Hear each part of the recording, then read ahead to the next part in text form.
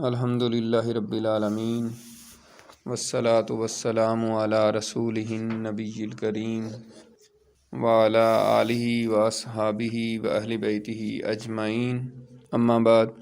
آج ہمارا جو موضوع ہے، عنوان ہے لیکچر کا، وہ ہے بادشاہوں اور امراء کے نام خطوط۔ پچھلے لیکچر میں ہم نے صلح حدیبیہ پڑھا تھا اور اس کی اہم ترین شرط یہ تھی کہ آئندہ 10 سال جنگ نہیں ہوگی۔ قریش یعنی اہل مکہ کے درمیان اور مسلمانوں کے درمیان یہ معاہدہ طے پایا تھا کہ آئندہ 10 سال ہم آپس میں جنگ نہیں کریں گے۔ تو اس کا یہ فائدہ ہوا کہ نبی اکرم صلی اللہ علیہ وآلہ وسلم کو تبلیغ کے لیے وقت مل گیا، اور آپ صلی اللہ علیہ وسلم نے اسی سے فائدہ اٹھاتے ہوئے دنیا کے جو بڑے بڑے بادشاہ تھے ان کو تبلیغی خطوط لکھے، مختلف لوگوں کو آپ صلی اللہ علیہ وسلم نے خط لکھے اور مختلف صحابہ کرام کو دے کر بھیجا۔ تو اس میں یہ ہے کہ ان کے مختلف جواب تھے۔ آپ صلی اللہ علیہ وسلم نے صحابہ کو بتایا کہ میں نے اس طرح خط لکھنے ہیں، تو انہوں نے کہا کہ اس طرح خط لکھا ہوا کوئی قبول نہیں کرتا جب تک مہر نہ ہو۔ تو مہر لگے ہوئے خط کے بغیر کوئی بادشاہ خط نہیں پڑھتا نہ کھولتا، وہ کہتے ہیں ایسے ہی ہے۔ تو پھر آپ صلی اللہ علیہ وسلم نے اپنی چاندی کی انگوٹھی بنوائی جس کو ایز اے مہر استعمال کیا، اور اس پہ لکھوایا محمد رسول اللہ صلی اللہ علیہ وسلم۔ وہ آپ نے لوگ شیئر بھی کرتے رہتے ہیں وہ انگوٹھی کی نقش۔ تو اس میں ترتیب یہ تھی کہ محمد رسول اللہ اس طرح لکھا ہوا تھا، یعنی نیچے سے، یعنی سب سے اوپر اللہ، پھر رسول، پھر محمد۔ تو اس میں آپ صلی اللہ علیہ وسلم نے مختلف بادشاہوں کو خطوط لکھے تھے۔ تو اس میں یہ ہے کہ شاہ حبشہ نجاشی جس کو کہتے ہیں، اس کو آپ صلی اللہ علیہ وسلم نے پہلے سب سے اس کو خط لکھا تھا جس کا نام اسہمہ تھا، اور حضرت عمر بن امیہ دمری رضی اللہ تعالیٰ عنہ کو خط دے کر بھیجا تھا۔ آپ صلی اللہ علیہ وسلم نے جس صحابی کو بھی جس کی طرف خط دے کر بھیجا، وہ بھی آپ نے سلیکٹ کیا تھا کہ کون سا صحابی اس کے حالات و واقعات کو جانتا ہے۔ تو عمر بن امیہ دمری جو تھے وہ اس بادشاہ کے ساتھ بچپن میں یا اس کے ساتھ کوئی ان کا تعلق رہا تھا، تو اس وجہ سے وہ جانتے تھے اس کے حالات و واقعات۔ تو یہ خط جو ہے وہ ہم پڑھ لیتے ہیں، اور اسی طرح کے خطوط آپ صلی اللہ علیہ وسلم نے باقی لوگوں کو بھی لکھے تھے، بادشاہوں کو۔ تو اس میں یہ ہے، یہ خط ہے محمد صلی اللہ علیہ وسلم کی طرف سے نجاشی اسہم شاہ حبش کے نام۔ اس پر سلام جو ہدایت کی پیروی کرے اور اللہ اور اس کے رسول پر ایمان لائے۔ میں شہادت دیتا ہوں کہ اللہ وحدہ لا شریک کے سوا کوئی لائق عبادت نہیں، اس نے نہ کوئی بیوی اختیار کی نہ لڑکا، اور میں اس کی بھی شہادت دیتا ہوں کہ محمد اس کا بندہ اور رسول ہے، اور میں تمہیں اسلام کی دعوت دیتا ہوں کیونکہ میں اس کا رسول ہوں، لہٰذا اسلام لاؤ، سلامت رہو گے۔ اے اہل کتاب، ایک ایسی بات کی طرف آؤ جو ہمارے اور تمہارے درمیان برابر ہے کہ ہم اللہ کے سوا کسی اور کی عبادت نہ کریں، اس کے ساتھ کسی کو شریک نہ ٹھہرائیں، اور ہم میں سے بعض کو اللہ کے بجائے رب نہ بنائے۔ پس اگر وہ منہ موڑیں تو کہہ دو کہ گواہ رہو میں مسلمان ہوں۔ اگر تم نے یہ دعوت قبول نہ کی تو تم پر اپنی قوم کے نصارہ کا گناہ ہے۔ یہ خط جو ہے آپ صلی اللہ علیہ وسلم نے شاہ حبشہ کو لکھا تھا، اور اسی طرح کے قریب جو ہے نا مضامین کے جو ہے نا خطوط جو ہے نا باقی بادشاہوں کو لکھے تھے۔ اگر عیسائی تھا تو اس کو اہل کتاب کہہ کے، اور جو ہمارے اور تمہارے درمیان مشترک چیز ہے اس طرح کی بات کی، اور جو دوسرے تھے جیسے مجوس تھے ان کو اور طریقے سے، تو اس طرح اصل میں دعوت ہی دی۔ اچھا، اس میں اب یہ ہے کہ ہر بادشاہ نے مختلف جواب دیا، اور تبلیغ کے لیے بھی جب آپ کرتے ہیں تو ہر بندے کا اپنا رویہ ہوتا ہے۔ تو یہ بادشاہ جو تھے ان کا بھی ایسے ہی تھا۔ تو اس میں 7 بادشاہوں کو جو اہم تھے، اور اس کے علاوہ بھی لکھے تھے، تو ان کو خط لکھے تو مختلف رویے سامنے آئے۔ شاہ حبش جو تھا اس نے آپ صلی اللہ علیہ وسلم کا خط لے کر چوما، بڑے پیار سے رکھا اور پھر جواباً خط لکھا اور وہ مسلمان ہو گیا۔ اور حضرت جعفر طیار رضی اللہ تعالیٰ عنہ وہاں پہ ہجرت کر کے گئے ہوئے تھے، ان کے ہاتھ پر اس نے اسلام قبول کر لیا۔ اس کے بعد مقوقس شاہ مصر کے نام آپ صلی اللہ علیہ وسلم نے خط لکھا۔ حاتب بن ابی بلتہ رضی اللہ تعالیٰ عنہ یہ خط لے کر گئے تھے، تو اس نے جو ہے نا اسلام تو قبول نہیں کیا، لیکن اس طرح کا بین سا جواب دے دیا کہ آپ کی باتیں بڑی اچھی ہیں اور میں نے آپ کی باتیں سن لی ہیں، میں تو سمجھتا تھا کہ شام میں نبی آئے گا، لیکن میں نے آپ کی باتیں سن لی ہیں اور میں آپ کے لیے یہ تحائف بھیج رہا ہوں، 2 لونڈیاں بھیج رہا ہوں اور ایک خچر بھیج رہا ہوں جس کا نام دلدل تھا، اور 2 لونڈیاں سیرین اور ماریہ قبطیہ۔ سیرین جو ہیں وہ حضور پاک صلی اللہ علیہ وسلم نے ایک صحابی کو دے دیں اور ماریہ قبطیہ اپنے لیے رکھ لیں، پھر انہی سے حضرت ابراہیم پیدا ہوئے تھے۔ تو یہ اس کا معاملہ ہوا۔ شاہ فارس خسرو پرویز جو تھا، ایران کا جو بادشاہ تھا، اس کو نبی پاک صلی اللہ علیہ وسلم نے خط لکھا، تو اس کا رویہ سب سے زیادہ خطرناک اور غلط تھا۔ اس نے آپ صلی اللہ علیہ وسلم کا نام مبارک چاک کر دیا، پھاڑ دیا خط مبارک کو اور پھاڑ کے پھینک دیا۔ تو جب آ کے جو حضرت صحابی یہ خط لے کر گئے تھے حضرت عبداللہ بن حذافہ، تو انہوں نے آ کے بتایا، تو آپ نے فرمایا کہ اس کی بادشاہت بھی اور اس کا جو ہے نا وہ بھی سلطنت بھی ٹکڑے ٹکڑے ہو جائے گی، اور ایسا ہی ہوا۔ پھر اس کے بعد کیسر شاہ روم کو آپ صلی اللہ علیہ وسلم نے خط دے کر حضرت دہیہ کلبی رضی اللہ تعالیٰ عنہ کو بھیجا، تو وہ بڑا پڑھا لکھا سمجھدار انسان تھا، اور عیسائیوں کا یہی معاملہ ہے۔ مقوقس جو شاہ مصر تھا جس نے حضور پاک کو تحفے تحائف دیے، وہ بھی عیسائی تھا اور یہ بھی عیسائی تھا، تو انہوں نے اپنی کتابوں میں پڑھا ہوا تھا۔ تو وہ بندہ جو ہے نا، اس نے جب حضور پاک کا خط مبارک دیکھا، پڑھا، تو اس نے کہا کہ یہاں پہ کوئی بندہ آیا ہوا ہے مکہ سے ہمارے ملک، تو اس کو بلا کے لاؤ۔ تو بائی چانس ابو سفیان اس وقت روم یعنی دمشق میں گئے ہوئے تھے اپنی تجارت کے سلسلے میں، تو اس نے بلا کے سارے سوالات کیے کہ یہ نبی آئے ہیں، وہ کیا ہے، اس کے کس طرح کے لوگ اس قبول کر رہے ہیں دین، اور ان کا دین بڑھ رہا ہے کہ گھٹ رہا ہے، لوگ پھر مسلمان ہونے کے بعد مرتد یعنی دین چھوڑ دیتے ہیں کہ نہیں، ان کے خاندان میں کوئی بادشاہ تو نہیں گزرا۔ تو سارے سوالوں کا جواب جب اس نے لے لیا، تو اس نے کہا کہ یہ پھر جو ہے نا نبی ایسے ہی ہوتے ہیں، ٹھیک ہے نا، جن کو ماننے والے زیادہ غریب ہوں اور جو مسلمان ہو جاتے ہیں وہ واپس نہیں یعنی کافر نہیں ہوتا، اور ان کے لوگ آہستہ آہستہ بڑھتے جا رہے ہیں۔ آپ نے کہا کہ انہوں نے کبھی جھوٹ بھی نہیں بولا اور کبھی ان کے خاندان میں بادشاہ بھی نہیں آیا، تو یہ تو پھر نبی کی علامتیں ہیں۔ اس نے پھر اپنے سارے لوگ جو تھے، اپنے پادری بھی اور بڑے جرنیل بھی اور سب کو بلا کے، خاص یعنی جو جس طرح میٹنگ روم ہوتا ہے، تو وہاں بلا کے ان کو کہا کہ میں مسلمان ہو رہا ہوں اور تم بھی مسلمان ہو جاؤ۔ تو جب اس نے اس طرح کی بات کی تو وہ سارے جو ہے نا بھاگے دروازوں کی طرف چیخیں مارتے ہوئے کہ یہ کیا ہے۔ تو اس نے سب کو بلا لیا واپس۔ اس نے کہا کہ میں تو آپ کو چیک کر رہا تھا کہ آپ کا ایمان کتنا مضبوط ہے، حالانکہ وہ دل سے مسلمان ہو گیا تھا، لیکن جب اس نے دیکھا کہ یار یہ تو سارے بھاگیں تو میری تو بادشاہ خطرے میں پڑ جائے گی، تو اس نے پھر اس طرح کی جو ہے نا بات کر کے نا ٹال دیا معاملہ۔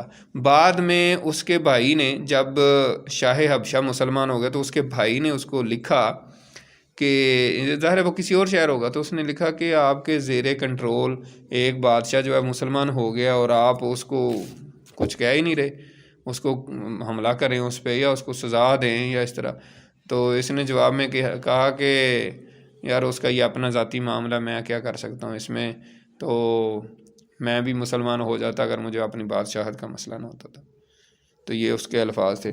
بہرحال اس کے بعد حوزہ بن علی صاحب یمامہ کو آپ نے خط لکھا، تو اس نے بھی کہا کہ آپ کی تعلیمات اچھی ہیں، یہ ہے وہ ہے، لیکن جو ہے نا کیونکہ میرا تو عربوں کے اوپر روب پڑا ہوا ہے۔ یمامہ بہرحال بہت بڑا علاقہ تھا اور ان کی فوج بھی بہت تھی، بعد میں جو ہے نا اسی میں پھر جو ہے نا مسلمہ کذاب پیدا ہوا تھا جس نے جھوٹا نبوت کا دعویٰ کیا تھا. تو اس نے ساری باتیں تو مان لیں، ٹھیک ہے سارا کچھ، لیکن اس نے حضور پاک کو خط لکھا جواباً کہ اس میں میرا کتنا حصہ ہوگا، آپ مجھے بھی کوئی ذمہ داری دے دینا، میں بھی اس میں کوئی عہدے دار بن جاؤں. تو نبوت میں تو عہدے دار نہیں ہوتا، تو آپ نے فرمایا کہ اس کو تو میں کچھ نہیں دے سکتا. تو بہرحال اس نے پھر اسلام قبول نہیں کیا. اسی طرح حارث بن ابی شمر غسانی، یہ شام کے علاقے میں عربوں کا علاقہ تھا، یعنی حکومت تو عیسائیوں کی تھی اس علاقے میں شام کے پاس، لیکن کچھ عرب جو ہیں ان کے ساتھ مل گئے ہوئے تھے، تو وہ عربوں کی حکمرانی تھی. غسان اصل میں عرب ہی تھے، تو عربوں کا ایک بادشاہ تھا اس علاقے میں. تو اس کو جب خط ملا تو اس نے بھی حضور پاک صلی اللہ علیہ وسلم کے خلاف مطلب باتیں کیں اور کہا کہ میں تو ان پہ ابھی حملہ کرنے کی تیاری کر رہا ہوں، نعوذ باللہ. ٹھیک ہے. اسی طرح شاہ امان جو ہے، عمان جو سعودی عرب کے ساتھ ابھی بھی ملک ہے، تو اس کو جب آپ صلی اللہ علیہ وسلم نے خط لکھا تو اس نے، اور یہ خط حضرت عمر بن العاص خط لے کر گئے تھے جو بہت بڑے صحابی گزرے ہیں جنہوں نے پھر بعد میں مصر فتح کیا تھا، اور وہ بہت ذہین تھے. تو انہوں نے کہا کہ تم بھی اسلام قبول کر لو. اب تو سارا عرب اسلام قبول کر لیا، اور اس نے بڑی مطلب غور و غوض کیا. حضرت عمر بن العاص کو کافی دن اپنے ہاں ٹھہرائے رکھا، کبھی ملتا کبھی کہتا اگلے دن آنا، اور اس کے بھائی کے ساتھ بھی وہ بات چیت کرتے رہے. تو حضرت عمر بن العاص نے اس کو کافی طریقوں سے اس نے کہا کہ دیکھیں شاہ حبشہ بھی مسلمان ہو گیا ہے، اور بھی لوگ ہو گئے ہیں، اور سارا عرب مسلمانوں کے زیر نگین ہے، ہم پہلے نہیں مسلمان ہو رہے تھے اور ہم سمجھ رہے کہ لیکن ہمیں اب پتہ چلا کہ یہی حق ہے، تو آپ بھی مسلمان ہو جاؤ. آخر کار بہرحال اس نے کافی غور و فکر کرتے کرتے وہ مسلمان ہو گئے. تو یہ جو ہے نا تقریباً 7 بادشاہوں کا ذکر ہے جس میں جو ہے نا ان کو آپ صلی اللہ علیہ وسلم نے خط لکھے، اور ان کا مختلف جواب جو ہے نا آپ صلی اللہ علیہ وسلم کو دیا گیا. تو اس میں ہمارے لیے یہ سبق ہے کہ تبلیغ جو ہے نا ہمیں سب کو کرنی چاہیے. کس کا کیا جواب ہے وہ ظاہر سی بات ہے، مختلف لوگوں کا مختلف جواب ہوتا ہے. آج بھی اگر آپ بادشاہوں کو تو چھوڑ دیں، لوگوں کو بھی تبلیغ کریں گے تو ہر بندے کا مختلف جواب ہوتا ہے. کوئی کہتا ہے اچھا جی میں آپ کی بات سنتا ہوں، ٹھیک ہے آتا ہوں. کوئی کہتا ہے یہ آپ نے کیا شروع کر دی ہے، یہ آپ کیا یار ایسے ہی لوگوں کو اکٹھا کیا ہوا ہے. کوئی کہے گا ہاں اچھا ہے لیکن آئے گا نہیں. ایسے ہی ہوتا ہے نا، مختلف رویے ہیں، مختلف مزاج ہیں لوگوں کے، تو یہ اسی میں ظاہر ہو رہا ہے. تو اس کے بعد ہم شروع کرتے ہیں غزوہ خیبر کا، سٹارٹ کرتے ہیں.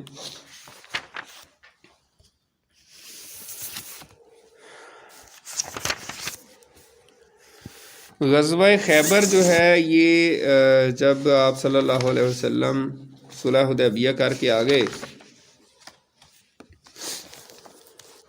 تو 1 مہینے کے بعد تقریباً، یا بعض روایات میں آتا ہے 1 مہینہ 10 دن ہی گزرے تھے کہ آپ صلی اللہ علیہ وسلم نے خیبر کے اوپر حملہ کرنے کا جو ہے نا ارادہ کیا. اصل میں ہم نے صلح حدیبیہ پڑھا تو اس میں ایک اہم ترین بات جو ہے وہ اتنی زیادہ ہم نے بیان نہیں کی تھی کہ صلح کرنے کا اصل مقصد کیا تھا. شاید میں نے ذکر کیا ہو کہ حضور پاک صلی اللہ علیہ وسلم کہہ رہے تھے کہ میں ہر صورت پہ صلح کروں گا. ٹھیک ہے. اس کی وجہ کیا تھی؟ اس کی وجہ یہ تھی کہ جب آپ کے زیادہ دشمن ہوں تو کیا کرنا چاہیے؟ ایک ایک کو پکڑ کے مارنا چاہیے. سیرت میں یہ بھی سبق ملتا ہے. تو ابھی کچھ ہی سال پہلے، 1 سال پہلے ہی غزوہ خندق ہوا تھا، یعنی یہ 6 ہجری کو ہوا صلح حدیبیہ، تو 5 ہجری کو غزوہ خندق ہوا تھا. تو اس میں یہ ہے کہ 3 بڑی پارٹیوں نے، 3 بڑے دشمنوں نے حضور پاک کے پر حملہ کیا تھا. ٹھیک ہے. جس میں قریش یعنی اہل مکہ، پھر جو ہے نا بنو غطفان اور یہودی، یعنی یہودیوں نے سب کو ورگلا کے لے کر آئے تھے بیسیکلی. ٹھیک ہے نا. تو آپ صلی اللہ علیہ وسلم نے کہا کہ مکے والوں کے ساتھ، قریش کے ساتھ تو میں صلح کر لوں نا، تو باقیوں کے ساتھ پھر ایک ایک کر کے نمٹتے ہیں. اور اس کی وجہ یہ تھی کہ مکہ جو ہے وہ اس طرف ہے، مکہ اس طرف ہے جنوب کی طرف، پھر مدینہ ہے، اور خیبر جو ہے وہ یہودیوں کا جو گڑھ تھا وہ شمال کی طرف تھا. تو اگر حضور پاک صلی اللہ علیہ وسلم مکہ پہ حملہ کرتے تو خطرہ تھا کہ یہودی پیچھے سے مدینہ پہ حملہ کر دیں گے. اگر آپ خیبر پہ حملہ کرتے تو یہ خطرہ تھا کہ مکے والے پیچھے سے مدینہ پہ حملہ کر دیں گے. تو آپ نے جب مکے والوں سے صلح کر لی، یہ ایریا سیو کر لیا، تو آپ پیچھے سے حملہ کرنے کا خطرہ نہیں تھا، تو پھر آپ نے خیبر پہ حملہ کرنے کا پلان بنایا. تو یہ اصل اس میں بات تھی. تو خیبر جو ہے وہ مدینہ سے 100 کلومیٹر یا 100 میل کے فاصلے پر شمال کی طرف تھا. اور اس غزوے کا سبب جو ہے وہ یہی تھا کہ یہودیوں کی سازشیں تھیں، جیسا کہ ہم نے پہلے بھی پڑھا تھا کہ وہ آئے دن جو ہے وہ مختلف لوگوں کو بھڑکا کے مسلمانوں کے خلاف اکٹھا کر دیتے تھے.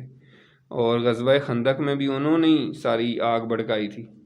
پہلے جو ہے نا مشرکین مکہ کو جا کے ورگلایا، ان کو بھڑکایا، پھر بنو غطفان کو جا کے کہا کہ ہم جو ہے نا تمہارے ساتھ ہیں اور تم جو ہے نا یہ ان کو مسلمانوں کو ختم کر دیتے ہیں. پھر یہاں تک کہ مدینے کے اندر جو بنو قریظہ قبیلہ تھا یہودیوں کا، ان کو جا کے ورگلایا بھڑکایا حیی بن اخطب نے، ٹھیک ہے. اور منافقین جو مدینے کے اندر لوگ تھے ان کے ساتھ بھی یہ ملے ہوئے تھے آپس میں.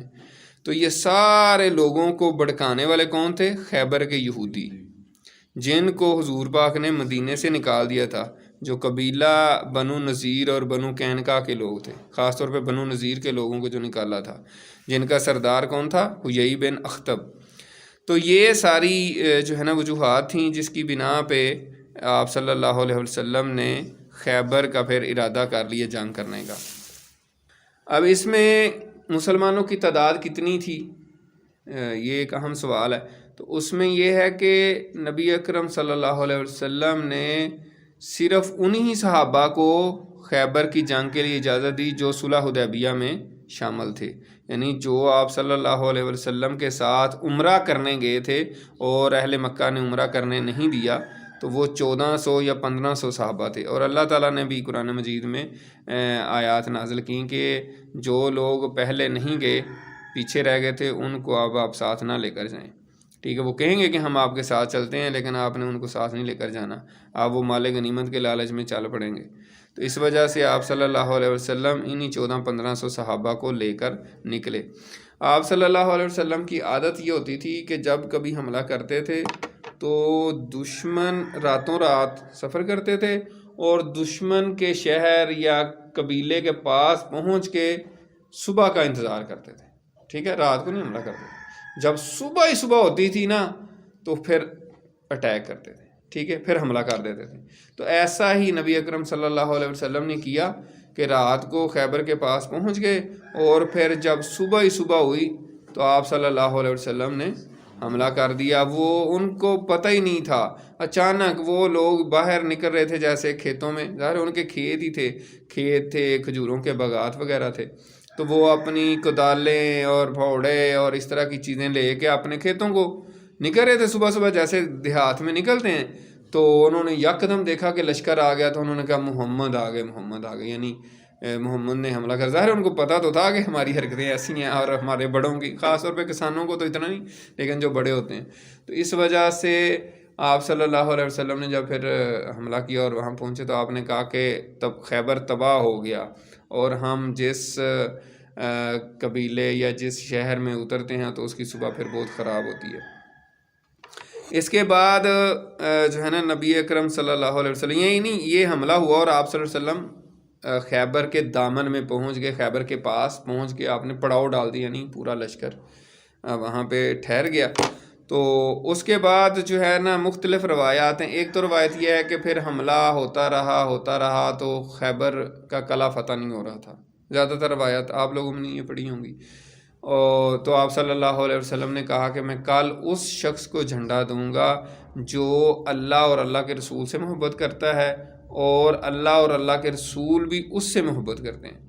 ٹھیک ہے، تو اس پر صحابہ کرام بڑے جناب کیا کہتے ہیں انتظار کر رہے تھے، جیسے آپ رزلٹ کا انتظار کرتے ہیں نا کہ یار پتہ نہیں کیا رزلٹ میں نکلے گا. بڑی پریشانی ہوتی ہے بچوں کو، بڑے بےتاب ہو رہے تھے کب رزلٹ آئے گا. تو اسی طرح صحابہ بڑے پریشان تھے کہ دیکھیں کیا رزلٹ آتا ہے، مطلب یہ ہے کہ کس کو جھنڈا ملتا ہے. حضرت عمر رضی اللہ تعالیٰ عنہ اپنی سٹوری بیان کرتے ہیں، واقعہ بیان کہتے ہیں ہمیں رات کو نیند نہیں آ رہی تھی، کیونکہ یہ بہت بڑا اعزاز تھا کہ جس کو جھنڈا ملے اللہ اور اللہ کے رسول اس سے محبت کرتے ہیں اور وہ اللہ اور اللہ کے رسول سے محبت کرتا ہے. تو اس میں اصل میں ہمارے لیے سبق ہے بہت ہی بڑا. یہ نہیں ہے کہ ہم واقعات پڑھیں اور آگے نکل جائیں.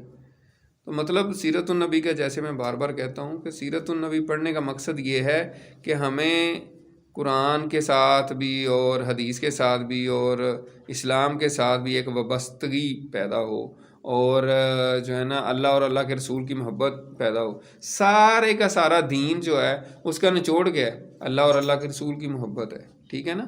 تو صحابہ کرام اس لیے چاہ رہے تھے کہ ہمیں، یعنی ہر صحابی یہ چاہ رہا تھا کہ مجھے جھنڈا مل جائے. اور حضرت عمر تو کہتے ہیں کہ ہم، یعنی کئی صحابہ ایسے تھے کہ جو ایڑیاں اوپر کر کر کے، یعنی اپنے آپ کو نمایاں کر رہے تھے کہ میں حضور پاک کو نظر ایسے، جس طرح مطلب بلا وجہ ہی ایسے ایسے کر کے کہ میں حضور پاک کو نظر آ جاؤں، شاید میرا نام لے لیں اور مجھے یہ انعام مل جائے. تو آج کے دور میں تھوڑا سا اس سین کو ہٹا کے آج کے دور میں ہم اپنے لیے سوچیں. اب جو ہم لوگ بیٹھے ہیں یہاں پہ، کہ ہماری کیا خواہش ہے.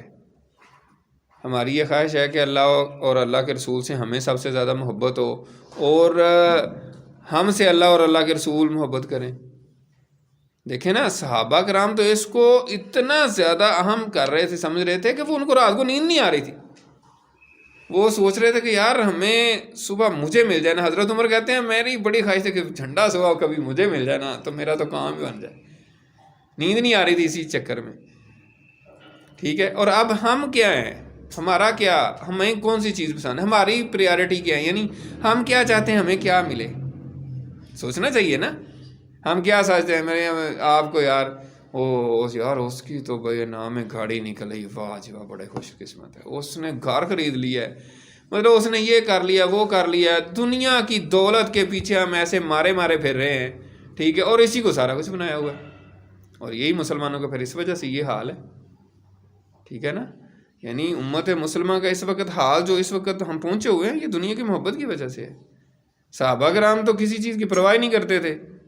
ٹھیک ہے. اور اب ہم جو ہے وہ ہم جو ہے نا کوئی دنیا کے ساتھ اتنے چمٹ گئے ہیں کہ ہمیں دین کی پرواہ ہی نہیں ہے، دین کی فکر ہی نہیں ہے، غور و فکر ہی نہیں ہے، کوئی سوچ ہی نہیں ہے، کوئی ویژن ہی نہیں ہے، کوئی اس طرف ہم آگے بڑھنا ہی نہیں چاہ رہے. لوگوں کو دعوت دیں، جیسے ابھی دعوت کی بات ہو رہی تھی تو لوگ ادھر سے سنتے ہیں ادھر سے نکال دیتے ہیں. کس چیز کی دعوت دے رہے ہیں، کون سا دین، کون سا قرآن. مطلب لوگ اتنا انٹرسٹ ہی نہیں لے رہے. دنیا میں لوگ مگن ہیں. وہ کہتے ہیں یار ہمارے پاس ٹائم ہی نہیں ہے. حالانکہ 24 گھنٹے ٹائم ہے دن میں. آپ اگر مینج کریں، پریارٹی سیٹ کریں، اگر آپ کی کچھ ترجیحات ہوں، اللہ اور اللہ کے رسول سے ذرا سی بھی محبت ہو تو آپ وہ ٹائم نکال لیں گے. ٹھیک ہے. لیکن جب نہیں ہے تو پھر آپ دنیا میں فضول قسم کے کام کرتے رہیں گے، یعنی ٹاک شوز اور پتہ نہیں کیا کیا دیکھتے رہیں گے. اس پہ ٹائم ہے، لیکن قرآن کہیں گے تو کہیں یار ٹائم نہیں ملتا. ٹھیک ہے نا. تو یہ پریارٹیز نہیں ہے ہماری نا، ہماری ترجیحات ہی نہیں ہے. تو بات یہ ہو رہی تھی، اور اس میں بالکل صحیح جینون بات یہی ہے کہ ہمیں غور و فکر کرنا چاہیے. تو صحابہ کرام اس کو بہت بڑی بات سمجھ رہے تھے کہ یار جس کو جھنڈا مل گیا نا کمال ہے. تو اگلے دن پھر جب صبح ہوئی تو حضور پاک صلی اللہ علیہ وسلم نے کہا کہ علی کدھر ہے. سبحان اللہ. تو لوگوں نے بتایا حضور علی کی تو آنکھیں آئی ہوئی ہیں. آنکھیں آنے سے مطلب ہوتا ہے آنکھیں خراب ہونا، کہ ان کی آنکھیں خراب ہو گئی ہیں، ان کی آنکھیں دکھ رہی ہیں. تو مطلب اس میں بھی شاید صحابہ نے چاہا ہوگا کہ بتاتے ہیں حضور حضرت علی کی تو آنکھیں خراب ہے، کوئی اور بندہ دیکھے، میں بھی ہوں، مجھے ہی بتا دیں. ٹھیک ہے نا. تو حضور پاک نے کہا کہ ان کو بلائیں، لے کر آئیں حضرت علی کو. حضرت علی رضی اللہ تعالیٰ عنہ کو صحابہ لے کر آئے. تو آپ صلی اللہ علیہ وسلم نے ان کی آنکھوں میں اپنا لعاب دہن جو ہے نا جس کو تھوک کہتے ہیں، وہ آپ نے ان کی آنکھوں میں لگایا تو ان کی آنکھیں بالکل ٹھیک ہو گئی، اور ایسے ہو گئی جیسے کبھی خراب ہی نہیں ہوئی تھی. تو آپ نے ان کو پھر جھنڈا دیا اور کہا کہ آپ یہودیوں کے ساتھ جنگ کریں. تو حضرت علی رضی اللہ تعالیٰ عنہ نے کہا کہ کس طرح جنگ کروں جب تک وہ ہمارے جیسے نہ ہو جائیں. تو آپ نے فرمایا کہ آپ ان کو پہلے اسلام کی تبلیغ کرو اور پھر نہ مانے تو پھر جنگ کرو. اور اس پہ حضور پاک صلی اللہ علیہ وسلم نے بڑی اہم ترین حدیث مطلب بات کی جو احادیث کی کتابوں میں موجود ہے. حضور پاک صلی اللہ علیہ وسلم نے فرمایا کہ علی تمہاری وجہ سے اگر ایک بھی بندہ ہدایت پہ آ جاتا ہے ایک بھی بندہ مسلمان ہو جاتا تو یہ سرخ اونٹوں سے بہتر ہے. بعض روایات میں 100 سرخ اونٹوں کا بھی ذکر ہے. 100 سرخ اونٹوں سے بہتر ہے. اور سرخ اونٹ اس وقت کون سے ہوتے تھے؟ جو سب سے قیمتی ترین اونٹ ہوتا تھا. جیسے آج کل اگر آپ کو کہا جائے نا کہ اگر آپ کی وجہ سے کوئی بندہ مسلمان ہو جائے تو 100 پجارو گاڑیوں سے ملنے سے بہتر ہے. یعنی اگر آپ کو 100 پجارو گاڑیاں مل رہی ہوں ایک طرف، اور ایک طرف اگر کہا جائے کہ یہ آپ کی وجہ سے ایک بندہ مسلمان ہو جاتا ہے تو آپ کے لیے وہ بہتر ہے. اب سمجھ آ رہی ہے بات؟ تو اتنی اہم بات تھی. تو بہرحال حضرت علی رضی اللہ تعالیٰ عنہ نے جھنڈا لے کے تو جہاد کا آغاز کر دیا. تو سب سے پہلے قلعہ نائم آتا تھا اور اس کے پاس حضرت علی رضی اللہ تعالیٰ عنہ اپنی فوج لے کر پہنچے. تو ادھر سے ان کا بھی جو ہے نا فوج اور ان کا جو سپہ سالار تھا اور بادشاہ تھا وہ نکلا، جس کا نام مرحب تھا. بڑا مشہور ہے، آپ لوگوں نے بھی، ہم نے بھی بچپن میں کہانی بھی پڑھی ہوئی ہے. تو وہ نکلا اور اس نے دعوت مبارزت دی. ٹھیک ہے. تو اس میں پہلے ایک صحابی عامر تھے، عامر رضی اللہ تعالیٰ عنہ، وہ اس کے مقابلے پہ نکلے اور انہوں نے اس پہ وار کیا، لیکن ان کی تلوار کیونکہ چھوٹی تھی تو وہ گھوم کے انہی کے گھٹنے پہ لگ گئی، ان صحابی پہ. تو وہ پھر زخمی ہو گئے. بہرحال اسی زخم کی وجہ سے ان کی شہادت ہوگی بعد میں. لیکن بعد میں پھر حضرت علی رضی اللہ تعالیٰ عنہ اس کے مقابلے میں گئے. تو اس نے کہا کہ میں مرحب ہوں اور سارا خیبر مجھے جانتا ہے اور یہ ہے. اور واقعتاً ہی اس کے بارے میں یہ تھا کہ یہ 1000 بندے کے برابر ہے. اور عربوں میں ایسے بڑے بڑے لوگ تھے، اور بھی لوگ تھے، جیسے ہم نے غزوہ خندق میں بھی پڑھا تھا نا. ٹھیک ہے نا. عمر بن ود اس طرح کر کے نام تھا، عبد ود، بالکل، شاباش، گڈ. تو اس کے بھی بارے میں یہی کہا جاتا تھا. اور صحابہ کرام کے بارے میں بھی کہا جاتا ہے کہ حضرت ایک صحابی ہیں حضرت کاکا بن عمر تمیمی، ان کے بارے میں بھی حضرت ابو بکر صدیق رضی اللہ تعالیٰ عنہ نے جب ایران کے خلاف جنگ جاری تھی تو حضرت خالد بن ولید اور باقی بڑے بڑے سپہ سالار وہاں پہ لڑ رہے تھے. تو حضرت خالد بن ولید نے، حضرت ابو بکر صدیق اس وقت خلیفہ تھے نا حضور پاک کے بعد، تو حضرت خالد بن ولید نے حضرت ابو بکر کو لکھا کہ مجھے پیچھے سے فوج بھیجیں. ٹھیک ہے.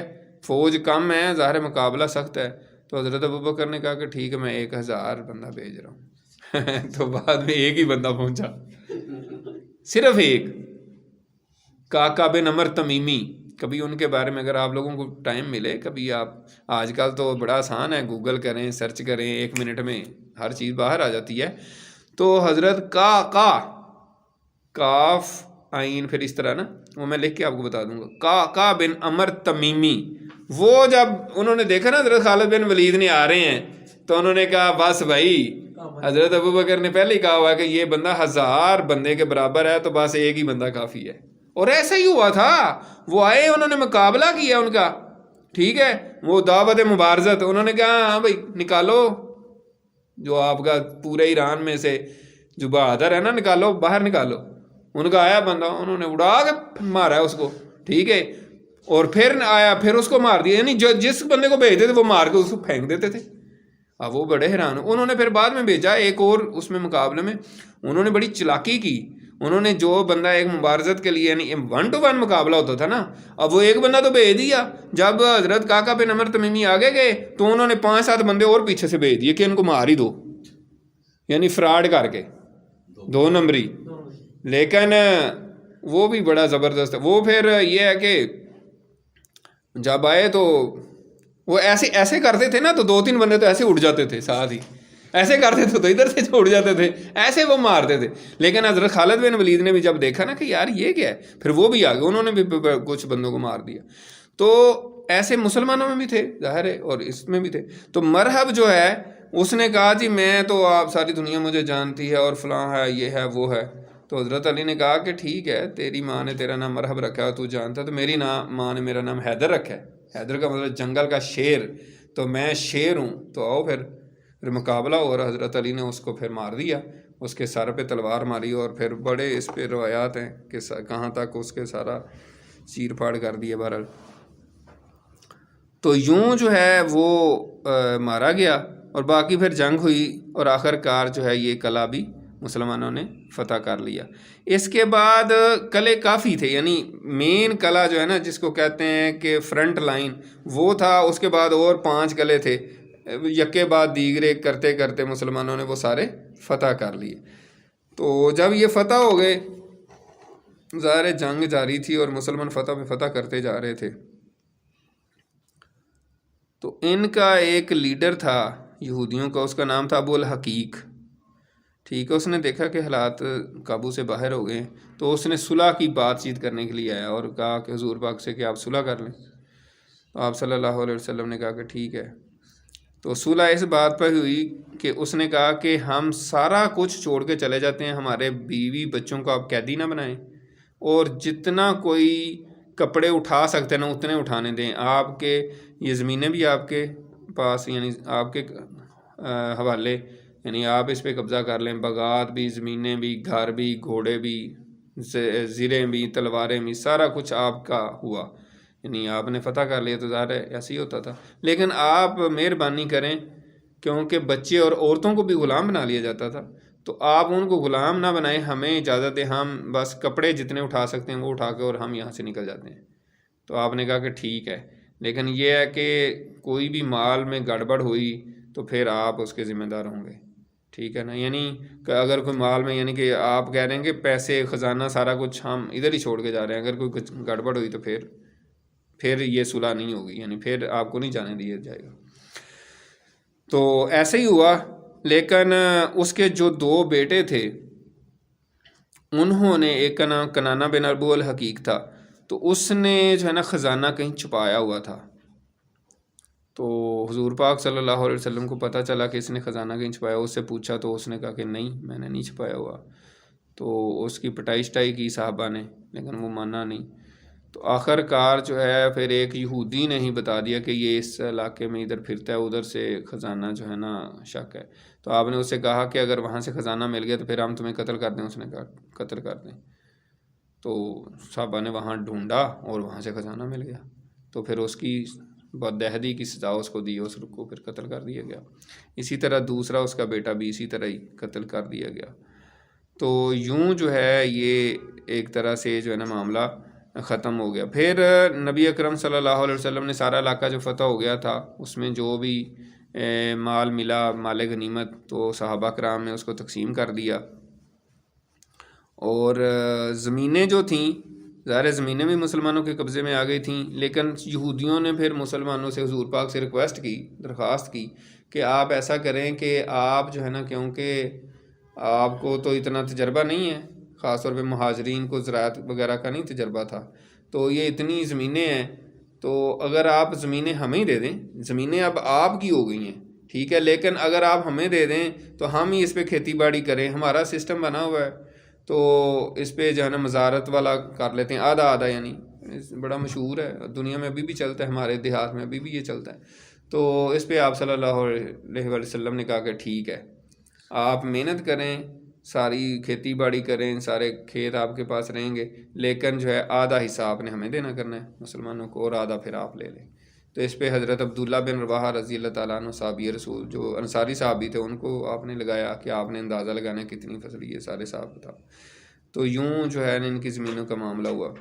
اسی اثناء میں حضرت جعفر رضی اللہ تعالیٰ عنہ، جو میں نے خط کے سلسلے میں حبشہ کے بادشاہ کو خط لکھا تھا، تو ان کی ہاتھ پہ ہی جو ہے نا بادشاہ جو ہے نا وہ مسلمان ہوا تھا، تو وہ حبشہ سے ہجرت کر کے حبشہ گئے ہوئے تھے، تو وہاں سے واپس آئے، تو پتہ چلا کہ حضور پاک خیبر گئے ہوئے ہیں جہاد کرنے، تو یہ پھر خیبر پہنچے حضرت جعفر، اور ان کے ساتھ اشعری صحابہ کرام بھی، ایک اشعری قبیلہ ہے یمن میں، تو وہ بھی ان کے ساتھ جو ہے نا وہ وہاں پہ پہنچ گئے۔ تو آپ صلی اللہ علیہ وسلم نے ان کو بھی پھر مال غنیمت میں سے حصہ دیا کہ ظاہر ہے یہ بھی آئے ہیں تو ان کو بھی اس میں شامل کر لیتے ہیں۔ تو نبی اکرم صلی اللہ علیہ وسلم نے ایک بڑی اہم بات کہی اور کہا کہ جعفر جو ہے نا، حضرت جعفر رضی اللہ تعالیٰ عنہ آپ کے کزن تھے، اور ظاہر ہے کزن کے ساتھ بچپن میں آپ کٹھے کھیلتے ہیں اور سارا ایک بہت زیادہ محبت کا تعلق ہوتا ہے۔ تو حضور پاک صلی اللہ علیہ وسلم نے فرمایا کہ مجھے یہ نہیں سمجھ آ رہی کہ مجھے خیبر فتح ہونے کی زیادہ خوشی ہوئی ہے یا حضرت جعفر تیار جو ہیں ان کے آنے کی زیادہ خوشی ہوئی ہے۔ اور اسی طریقے سے حضرت ابو موسیٰ اشعری بہت بڑے صحابی گزرے ہیں، وہ بھی اسی وقت ہی آئے تھے اور انہوں نے اسلام قبول کیا تھا۔ تو یہ ان کے آنے کے حوالے سے بات ہو گئی۔ اس کے بعد پھر جو اس کے بیٹے جو ان کو بدعہدی کی وجہ سے قتل کر دیا گیا تھا، تو اس کی بیوی جو ہے وہ بعد میں، یعنی کہ جس طرح لونڈی غلام ظاہر ہے انہوں نے بدعہدی کی تو وہ بھی پھر غلام بنا لی گئی، یعنی حضرت صفیہ، تو ان کو پھر حضور پاک صلی اللہ علیہ وسلم نے آزاد کر دیا اور ان سے پھر نبی پاک صلی اللہ علیہ وسلم نے شادی کر لی۔ تو ان کے بارے میں ایک بڑا زبردست خواب بھی بیان کیا ہے مفسرین نے اور سیرت نگاروں نے۔ اس میں یہ ہے کہ جب حضور پاک صلی اللہ علیہ وسلم کی ان سے شادی ہوگی تو آپ نے بعد میں دیکھا کہ ان کے چہرے پہ نا ایک نیل کا نشان ہے، جیسے وہ ہو جاتا ہے چوٹ لگی ہو۔ تو حضور پاک صلی اللہ علیہ وسلم نے ان سے پوچھا کہ یہ آپ کو کیا ہوا ہے؟ تو انہوں نے کہا کہ میں نے ایک خواب دیکھا تھا، اور میں نے خواب یہ دیکھا تھا کہ چاند ٹوٹ کے میری جھولی میں آ گرا ہے۔ تو کہتی ہیں کہ میں نے اپنے شوہر کو یہ خواب بتایا تو اس نے مجھے زور سے تھپڑ مارا تھا، ٹھیک ہے، اور اس نے یہ کہا تھا کہ تم مدینے کے بادشاہ کی آرزو کر رہی ہو۔ اندازہ لگائیں، یعنی وہ یہودی تھے، وہ اہل کتاب تھے، ان کے پاس نالج، علم بہت تھا، یعنی اس کو فوراً سمجھ آ گئی تھی خواب کی، اور ایسے ہی ہوا پھر۔ حالانکہ حضرت صفیہ جو ہیں، جو غلام بنائے گئے، کنیزیں بنائی گئیں، ان کے لوگ جو تھے، اس میں سب سے پہلے حضرت صفیہ جو ہے حضرت دحیہ کلبی کے حصے میں آئیں، ٹھیک ہے نا۔ تو کچھ صحابہ نے کہا کہ یہ تو جو ہے نا شہزادی ہیں، یعنی ایک قبیلے کے سردار کی بیٹی ہیں، دوسرے قبیلے کے سردار کی بیوی ہیں، مطلب اس طریقے سے نا بنو نذیر حیی بن اخطب کی بیٹی تھی۔ تو انہوں نے کہا یہ حضور کے شیان شان ہی ہیں۔ ظاہر سی بات ہے، یہ سٹیٹس کا بھی ایک ہوتا ہے نا، یعنی کف بھی اس کو کہتے ہیں کہ جو جتنا ہے تو اس کو اس کے مطابق ہی ڈیل کرنا چاہیے۔ تو وہ ایک سردار کی بیٹی تھی، تو صحابہ نے کہا کہ یہ سردار تو پھر حضور پاک ہی ہیں ہمارے، تو اس وجہ سے پھر حضور پاک صلی اللہ علیہ وسلم نے ان سے شادی کی۔ تو یہ انہوں نے خواب بتایا، اور حضور پاک صلی اللہ علیہ وسلم جو ہے نا وہ اس کے خواب سن کے بڑے خوش ہوئے۔ اس کے بعد زہر آلود بکری کا واقعہ آتا ہے۔ حضور پاک صلی اللہ علیہ وسلم کو ایک یہودی، اور جب یہ سارا فتح ہو گیا اور امن و امان ہو گیا، ایک طرح سے معاملہ طے پا رہے تھے، ہاں جی آپ زمینیں آپ کاشت کر لینا اور یہ معاملہ وہ معاملہ، تو ایک یہودن عورت جو ہے جس کا نام زینب تھا، وہ ایک بکری جو ہے نا وہ بھنی ہوئی لے کر آئی، اور اس نے پہلے پوچھ لیا ہوگا لوگوں سے کہ حضور پاک کو کون سا گوشت پسند ہے، اور یہ تو مسلمانوں کو پتہ تھا، ہمیں بھی پتہ ہے حضور پاک کو دستی کا گوشت پسند تھا۔ تو اس نے بکری بھونی اور دستی کے اس نے زہر ڈال دیا اس میں، اور دستی والے گوشت میں زیادہ زہر ڈالا، اور لا کے حضور پاک کو پیش کیا کہ میں آپ کے لیے کھانا بنا کر لے کر آئی ہوں۔ تو حضور پاک صلی اللہ علیہ وسلم اور ایک اور صحابی تھے، تو حضور پاک کھانے لگے، آپ نے منہ میں ڈالا تو گوشت نے خود ہی بتا دیا کہ میرے اندر زہر ہے۔ تو آپ نے کھایا نہیں، اس کو منہ پہ تو رکھ لیا تھا لیکن آپ نے باہر نکال دیا، اور دوسرے صحابی کو بھی بتایا، لیکن وہ ایک لقمہ کھا چکے تھے۔ تو حضور پاک نے کہا کہ یہ تم نے کیا کیا، اس میں تو زہر ہے، تو تم نے یہ کیوں کیا ہے؟ اس کو پکڑ لیا گیا، گرفتار کر لیا گیا۔ تو آپ نے پوچھا نا، تو اس نے کہا کہ میں نے اس لیے یہ کیا ہے کہ اگر آپ بادشاہ ہیں تو ہمیں آپ سے نجات مل جائے گی، یعنی اگر آپ دنیا دار بادشاہ ہیں تو ہمیں آپ سے نجات مل جائے گی، اور اگر آپ واقعی اللہ کے نبی ہیں تو آپ کو بتا دیا جائے گا کہ اس میں زہر ہے۔ تو ویسے ہی ہوا، آپ اللہ کے نبی تھے اور بتا دیا گیا، ٹھیک ہے، لیکن وہ مسلمان نہیں ہوئی۔ یہودی مسلمان نہیں اتنی جلدی ہوتے تھے کہ ٹھیک ہے جی سچ ہو گیا، وہ ضدی اپنی جگہ پہ کھڑے رہتے تھے۔ تو حضور پاک نے اس کو معاف کر دیا، لیکن اس کے بعد جو صحابی جنہوں نے لقمہ کھا لیا تھا ان کی شہادت ہو گئی، تو اس وجہ سے پھر اس عورت کو بھی قصاص میں، یعنی بندہ مارنے کے اس میں پھر قتل کر دیا گیا۔ تو جنگ خیبر جو ہوئی ہے اس میں دونوں فریقین ظاہر جنگ ہوئی ہے، تو کتنے کتنے لوگ مارے گئے، یہ ایک اہم سوال ہے۔ اور اس میں یہ ہے کہ مسلمانوں کے ٹوٹل جو ہے بعض روایات میں 15، بعض میں 18، تقریباً اتنے لوگ جو ہے نا شہید ہوئے ہیں، اور یہودی جو ہے وہ 93 7 کم 100 جو ہے نا وہ مارے گئے ہیں۔ یہ غزوہ خیبر کا جو ہے نا اینڈ رزلٹ تھا۔ اور اس کے بعد جب غزوہ مطلب خیبر جو ہے نا پورے کا پورا فتح ہو گیا، تو پھر اس سے آگے ایک چھوٹا ان کا شہر تھا فدق کا علاقہ تھا، جیسے قصبے ہوتے ہیں اور اس کی زمینیں ہوتی ہیں، تو اس کی طرف مسلمانوں کی فوجیں گئیں، تو انہوں نے پہلے ہی آ کے جو ہے نا حضور پاک صلی اللہ علیہ وسلم سے کہا کہ جی ہم آپ کے شہر حوالے کرتے ہیں، آپ ہمیں بس معاف کر دیں، یہ آپ کا ہوا۔ تو اس پہ کیونکہ مسلمانوں نے گھوڑے نہیں دڑائے، کوئی جنگ نہیں کی، تو جو کوئی مال اس طرح ملتا تھا، یعنی جنگ کیے بغیر ہی وہ آ کے سرنڈر کر دیتے تھے، تو اس کو مال فے کہتے تھے، یعنی یہ حضور پاک صلی اللہ علیہ وسلم کا ذاتی، یعنی حضور پاک کی ہی سارا اس میں وہ تھا، تو اس وجہ سے یہ مال فے اور اس کو یہ فدق کا بڑا معاملہ ہے، بعد میں پھر کبھی موقع ملا تو اس پہ بات کریں گے۔ پھر حضرت فاطمہ کا اور اس طرح معاملات بعد میں چلے تھے۔ اس کے بعد پھر وادی القرا ایک وادی تھی، وہ بھی یہودیوں کی وادی تھی، وہ بھی اسی طرح فتح کر لی گئی۔ تو یہ سارے علاقے یہودیوں کے فتح کرنے کے بعد نبی پاک صلی اللہ علیہ وسلم نے مدینہ واپسی کی راہ لی۔ تو مدینہ واپس آ رہے تھے، تو ظاہر ہے سفر کر کے بندہ تھکا ہوتا ہے، راستے میں جب رکے تو نبی پاک صلی اللہ علیہ وسلم نے حضرت بلال رضی اللہ تعالیٰ عنہ کو کہا کہ ہم تو سونے لگے ہیں، تو آپ نے ہمیں جگا دینا فجر کے وقت، ٹھیک ہے۔ اچھا، یہ اس میں غور کر رہا تھا کہ حضور پاک صلی اللہ علیہ وسلم کو اللہ تعالیٰ نے حکمت سارا کچھ عطا کیا تھا، تو یہ اصل میں واقعات ہوتے ہیں ہمارے سمجھانے کے لیے۔ پہلے بھی اس دن بات ہو رہی تھی، یہ کیسے ہو سکتا ہے کہ حضور پاک اس بات کو دیکھیں، سب کو نیند آ رہی ہے، تو حضرت بلال کو بھی تو آنی تھی، تو حضور پاک نے حضرت بلال کی ڈیوٹی لگائی کہ بلال آپ نے جو ہے نا جاگتے رہنا ہے اور ہمیں جگانا ہے فجر کے ٹائم۔ تو سارے جب سو گئے تو حضرت بلال نے بھی ٹیک لگائی نگرانی کے طور پہ، اور ان کو بھی نیند آ گئی، سارے سو گئے، اور سورج جب چڑھ آیا اور دھوپ نکل آئی نا، سب سے پہلے حضور پاک کو جاگ آئی کہ یہ کیا ہوا ہے۔ تو حضور پاک نے بلال سے پیار سے کہا کہ بلال تمہاری ڈیوٹی لگائی تھی، یہ کیا ہوا ہے؟ تو انہوں نے کہا حضور جس چیز نے آپ کو آ لی ہے وہی چیز مجھ پہ آ گئی ہے، مجھے بھی تو آنی تھی۔ تو جو ہے نا سارے سو گئے تھے۔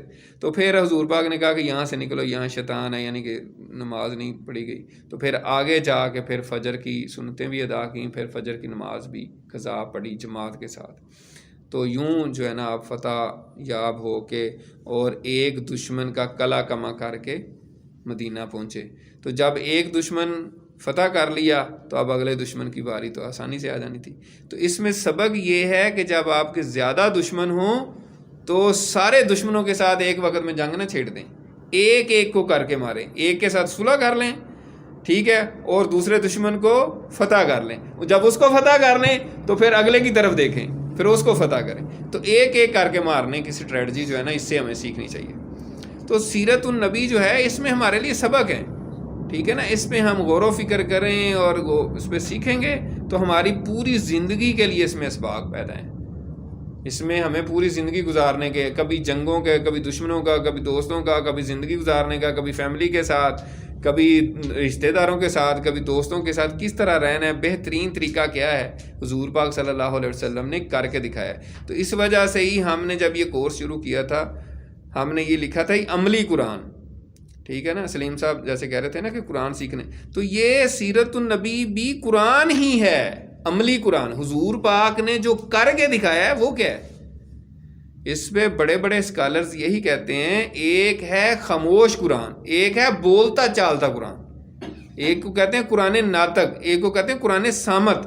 قرآن صامت یہ قرآن ہے، خاموش قرآن یہ، ٹھیک ہے۔ اس میں اللہ تعالیٰ نے کیا کہا ہوا ہے، اور کیا اللہ نے جو کچھ کہا ہے وہ کر کے کس نے دکھایا ہے؟ وہ حضور پاک صلی اللہ علیہ وسلم نے۔ تو قرآن نے جو کہا ہے حضور نے وہ کیا ہے، اور جو حضور نے کیا ہے وہ سیرت النبی ہے۔ اور سیرت النبی میں ساری وہی باتیں ہیں، حضور پاک نے ہر وہ کام کیا ہے جو اللہ نے کہا ہے۔ اب قرآن مجید میں جگہ جگہ آتا ہے جہاد کا ذکر ہے، تو یہ ابھی ہم جو پڑھ رہے ہیں کیا ہے؟ جہاد ہے، ٹھیک ہے۔ اسی طرح بیویوں کے معاملات ہیں، وہ قرآن میں ذکر آئے گا، ابھی ہم سیرت پڑھیں گے تو اس میں وہ آ جائیں گی۔